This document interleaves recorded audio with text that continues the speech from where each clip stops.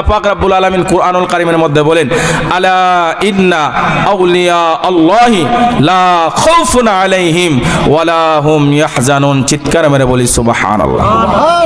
একটু জোরে বলেন না সুবহানাল্লাহ।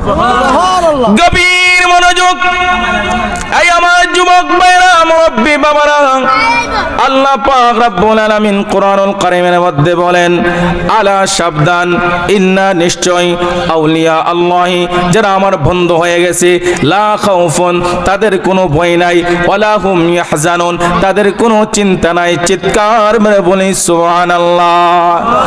আমার বাবাজিরা গো, আমি আপনাদের কাছ থেকে জানতে চাই, আল্লাহর ওলিদের কোনো ভয় আছে কি? নাই। জোরে বলুন, ভয় আছে? কে বলেছেন? আল্লাহ। আল্লাহর ওলিদের দুনিয়ার মধ্যে কোনো ভয় নাই, আখিরাতেও কোনো চিন্তা নাই।